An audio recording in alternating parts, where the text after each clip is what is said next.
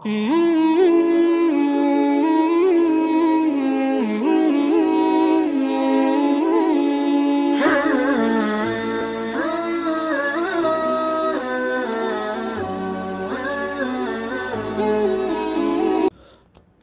अस्सलामु अलैकुम वरहमतुल्लाहि वबरकातुहू।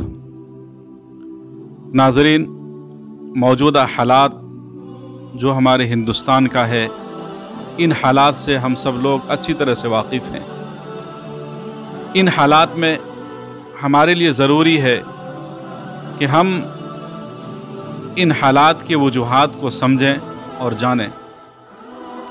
तो इन हालात की तरफ तवज्जो दिलाने के लिए मसाजिद से मैं बात शुरू करना चाहूँगा कि मसाजिद का जो है, उम्मत मुस्लिमा का मसाजिद से क्या ताल्लुक़ है, इस्लाम की नज़र में मसाजिद की क्या अहमियत है और मसाजिद को आबाद करने का क्या तरीक़ा है, ये हमारे लिए जानना बहुत ज़रूरी है। तो नाज़रीन, इन तमाम चीज़ों पर बात करने के लिए हमारे और आपके सामने मौजूद है जनाब मौलाना हाफिज़ अब्दुल वाजिद साहब, इमाम व ख़तीब मस्जिद उमर फ़ारूक, टोली चौकी, हैदराबाद, शोबा इस्लामियात के उस्ताद, अज़ान इंटरनेशनल स्कूल, टोली चौकी। तो मैं उम्मीद करता हूँ कि मौलाना जो है इन तमाम चीज़ों पर बात करेंगे और वो बात हम सबको इंशाअल्लाह, उन बातों से हम सबको फ़ायदा पहुँचेगा। तो हज़रत, सबसे पहला सवाल आपसे ये है कि मौजूदा हालात में हमारे मुल्क अज़ीज़ में, वतन अज़ीज़ में मसाजिद को गाहे बगाहे और जगह जगह पर जो है टारगेट बनाया जा रहा है, निशाना बनाया जा रहा है। तो मैं जानना चाहूँगा और लोग जानना चाहेंगे कि इसकी क्या ख़ास वजह है जो इस तरह से कोई ना कोई मस्जिद के ऊपर जो है अपना निशाना ये लोग साध रहे हैं और कह रहे हैं कि यहाँ पर भी जो है गुज़िश्ता ज़माने में मंदिर था और इस तरह से जो उसको मिटाने की कोशिश कर रहे हैं। इस पर आप रोशनी डालिए।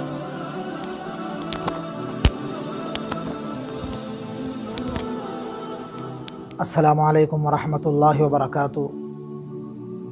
मैं सबसे पहले तो हमारे जो मेज़बान हैं मौलाना मोहम्मद कासिम साहब का शुक्रगुज़ार हूँ कि मौलाना मोहतरम ने इस अहम नशिस्त में आप हज़रात के सामने हाजिर खिदमत होने का मौका दिया।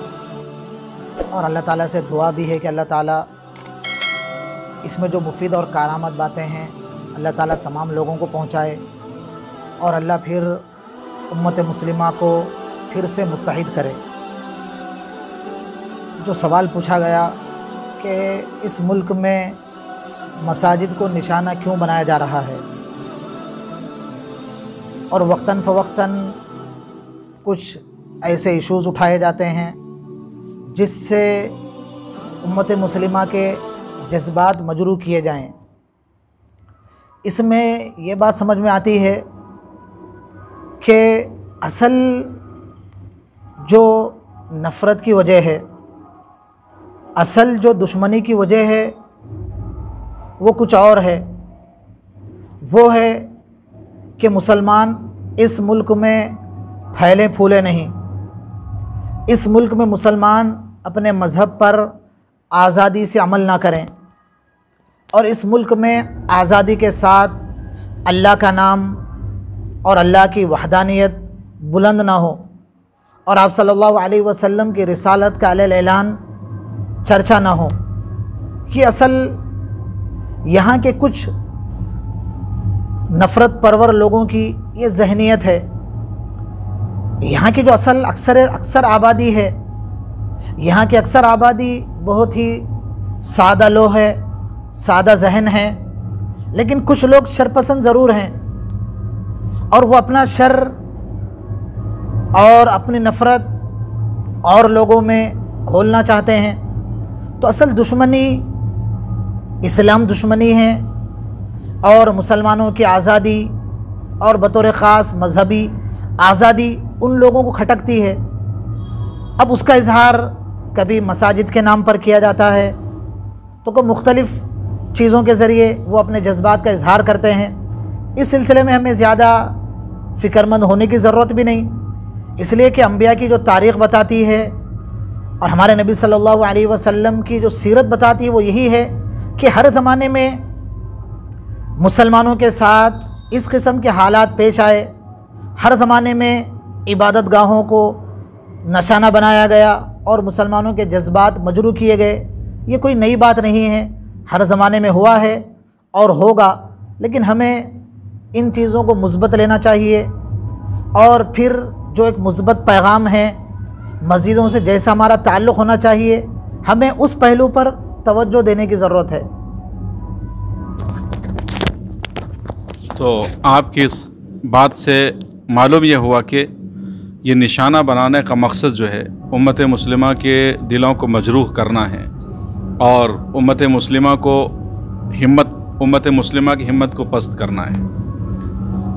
और दूसरा सवाल यह है मौलाना कि मसाजिद की जो है इस्लाम में क्या अहमियत है, इस्लाम मसाजिद को किस नज़र से देखता है, इस पर आप चंद मिनट जो है इस पर आप तबसरा कीजिए।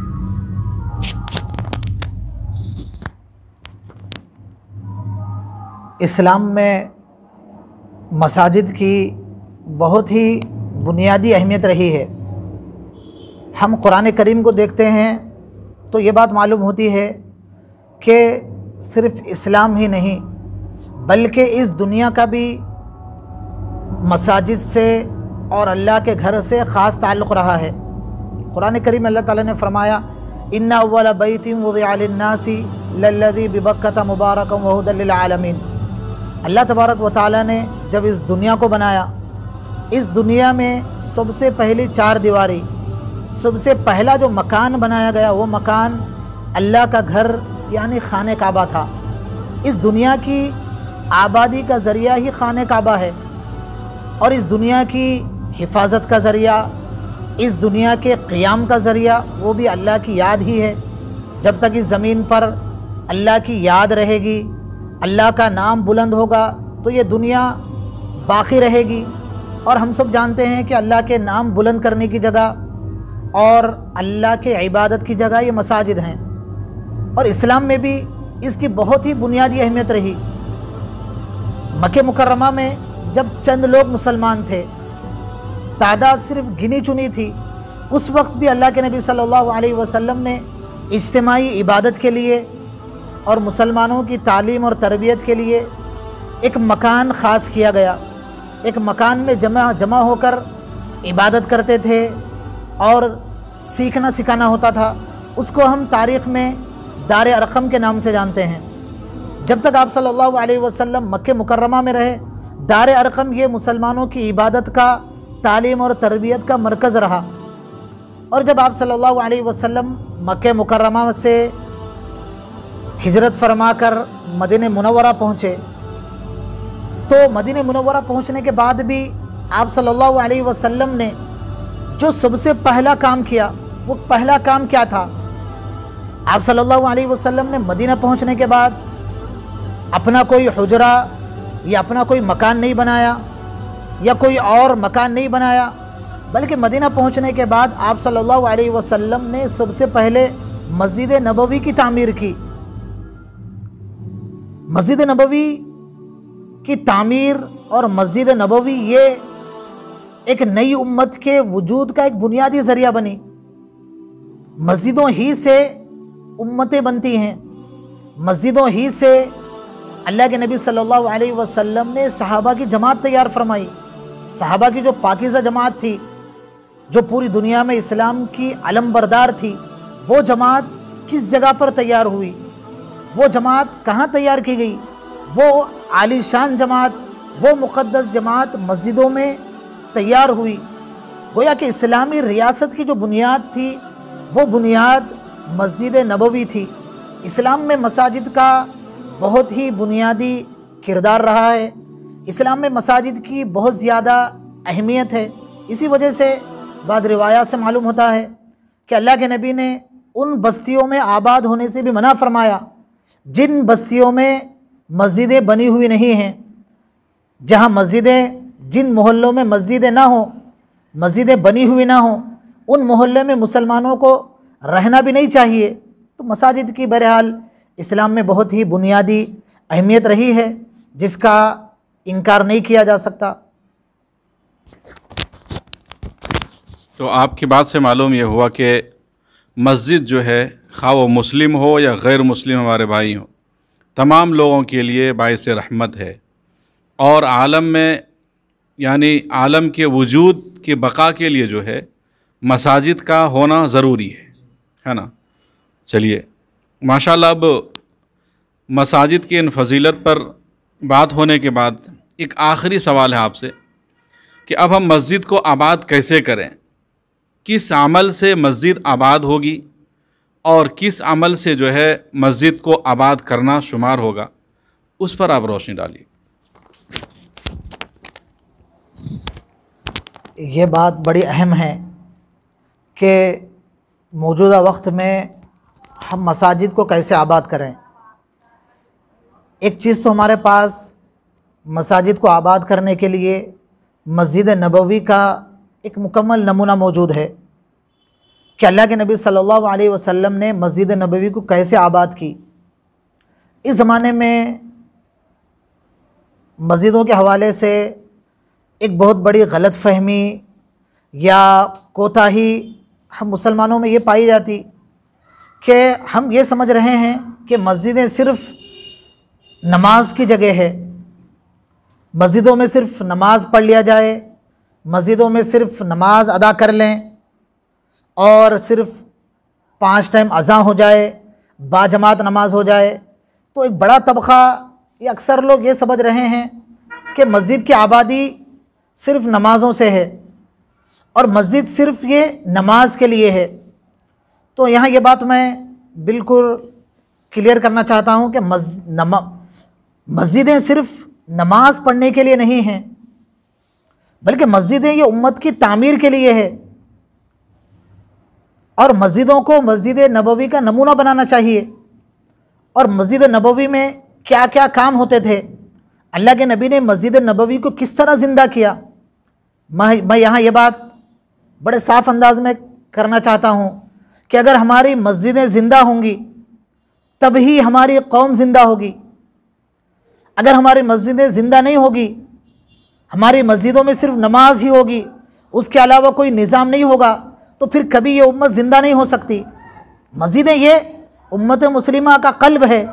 अगर मसाजिद ज़िंदा होंगी तो फिर ये उम्मत ज़िंदा होगी और उम्मत को जो ईमानी रूहानी जो ग़िज़ा मिलेगी वो मसाजिद से मिलेगी। तो मस्जिद नबवी में कई काम होते थे, वो तमाम काम अगर हमारी अपनी मस्जिदों में हों तो वाकई मस्जिदें ज़िंदा होंगी और फिर वो ज़िंदा मस्जिद उम्मत को ज़िंदा करेगी। मस्जिद नबवी में क्या क्या काम होते थे, अहादीस में इसकी बड़ी तफसील है, मुख्तसरन चंद पहलू पर रोशनी डालूँगा। मस्जिद नबवी में जहाँ नमाज़ें होती थी, टाइम पर जहाँ नमाज होती थी, बाजमात नमाज अदा की जाती थी, वही मस्जिद नबवी में तालीम और ताल्लुम, इल्म सीखने सिखाने का भी एक बड़ा ज़रिया थी। मस्जिद नबवी में इल्म के हलक़े लगते थे, कुरान करीम की तिलावत सीखी जाती थी, कुरान करीम के माने व मतालिब सीखे जाते थे और अल्लाह के नबी के अहादीस को हज़रात सहाबा याद करते थे। यही वजह है कि मस्जिद नबवी ही से इस उम्मत के बड़े बड़े उलमा पैदा हुए। उम्मत के सबसे बड़े मुहद्दिस हज़रत अबू हुरैरा रज़ियल्लाहु अन्हु वो मस्जिद नबवी से पैदा हुए। इस उम्मत के बहुत बड़े फ़क़ी अब्दुल्ला बिन मसूद रज़ियल्लाहु अन्हु वो भी मस्जिद नबवी के तालीम याफ्ता थे। इस उम्मत के सबसे बड़े मुफस्सिर हज़रत अब्दुल्ला इब्न अब्बास वो भी मस्जिद नबवी के तालीम याफ्ता थे। मस्जिदों को तालीम का मरकज़ बनाना चाहिए। और दूसरी मस्जिद की आबादी के लिए दूसरी चीज़, हम मुसलमानों के जो निजी मामलात हैं, जो निजी हमारे जो पर्सनल जो मजहबी उमूर हैं, विरासत की तकसीम, जायदादों की तकसीम, तलाक़ के खुला के जो मसाइल हैं, ये तमाम के तमाम मसाइल का हल मस्जिदों में होना चाहिए। मस्जिद नबवी में अदालत लगती थी, मस्जिद नबवी में ज़िंदगी के हुकूमतों के बड़े बड़े फ़ैसले मस्जिद नबवी में किए जाते थे। हमारे जो पर्सनल मसाइल हैं, उन मसाइल के हल के लिए भी हमें मस्जिदों को क़िबला बनाना चाहिए, मस्जिदों से वो अपने मसाइल हल करना चाहिए। और हम मुसलमानों में एक कमतरी या कम इल्मी का एक नतीजा ये भी है कि हम सिर्फ नमाज रोज़े को और चंद चीज़ों के बारे में ये तसव्वुर किए हुए हैं कि यही इस्लाम की बुनियाद हैं। हालांकि कुरान करीम से ये बात मालूम होती है कि हमारे जो अपने फ़ैसले हैं वो फ़ैसले भी अगर कुरान के मुताबिक ना हो तब हम मुसलमान शुमार नहीं होंगे। कुरान करीम में एक जगह फरमाया गया, वमन लम यहकुम बिमा अंज़लल्लाह फ़उलाइका हुमुल काफ़िरून। जो कोई अपनी ज़िंदगी के फ़ैसले कुरान के मुताबिक ना करें तो कुरान करीम ने कहा कि वो काफिर हैं। हमारे अपनी ज़िंदगी के फ़ैसले भी कुरान की रोशनी में होना चाहिए और वो फ़ैसले और ज़िंदगी के वो जो मसाइल हैं उन मसाइल का हल भी मस्जिदों में होना चाहिए। आज हज़ारों की तादाद में अदालतों का चक्कर काट रहे हैं और बड़ी तादाद खाली मुसलमानों की है। हालांकि मुसलमानों के पास शरीयत है, कुरान है, तमाम चीज़ें हैं, तो बहरहाल मस्जिदों में ख़ज़ात का या निजी मामलात के हल का मसाजिद में हल होना चाहिए, तभी ये उम्मत मस्जिदों से जुड़ेगी। और तीसरा, मसाजिद से ये बात भी, मस्जिद नबवी से एक पहलू ये भी मालूम होता कि मस्जिद नबवी में जहाँ इबादतें होती थी, जहाँ फ़ैसले होते थे, तालीम और ताल्लुम जहाँ जिसका निज़ाम चलता था, वहीं मस्जिद नबवी में मोहल्ले के जो गरीब गुरबा थे, अतराफ़ के जो बेवा थे, माज़ूरीन थे, उनकी किफ़ालत का निज़ाम भी मस्जिद नबवी से हल होता था।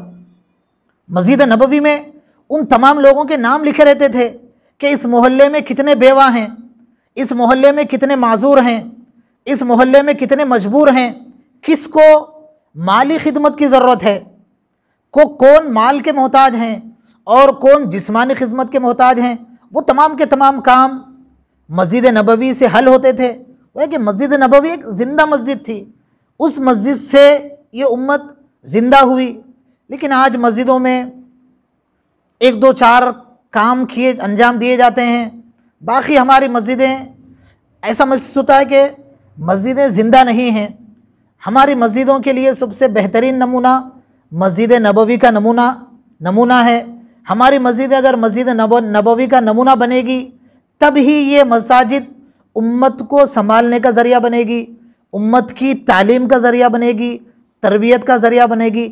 उम्मत मुस्लिमा के तमाम मसाइल का हल मस्जिदों से हल होना चाहिए। कि इस मुख्तसर मौके पर ये चंद बातें मुफीद समझी गई। बिल्कुल यकीनन माशाअल्लाह आपने मुफस्सल अंदाज में इन चीज़ों को समझाया। तो यकीनन उम्मत मुस्लिमा का ताल्लुक़ जो है मसाजिद से सिर्फ़ नमाज के हद तक है। इसकी वजह से उम्मत मुस्लिमा जो है हर मैदान में और हर मकाम पर जो है पीछे हैं। नबी पाक सल्लल्लाहु अलैहि वसल्लम के तरीक़े के मुताबिक जिस तरह से आप सल्लल्लाहु अलैहि वसल्लम ने मस्जिद नबवी को आबाद किया था कि तमाम उमूर के फ़ैसले जो है मस्जिद से सादिर होते थे, हम भी अगर उसी नहज पर अपने मस्जिद को आबाद करें तो उम्मीद है कि अल्लाह रब्बुल इज़्ज़त हमारे लिए हमारे सरबुलंदी के वो दौर फिर से दोबारा वापस लाएंगे। अल्लाह ताला हमें इन तमाम चीज़ों पर अमल की तौफ़ीक़ नसीब फ़रमाए। नाज़रीन, इन्हीं चंद बातों के साथ मैं आज की इस नशिस्त को ख़त्म करता हूँ, इस उम्मीद के साथ कि जो भी बातें हुई है उसको उम्मत मुस्लिमा के हर फ़र्द तक पहुँचाए और उसको सारे उम्मत मुस्लिमा को फ़ायदा हो। अस्सलामु अलैकुम व रहमतुल्लाहि व बरकातुहू।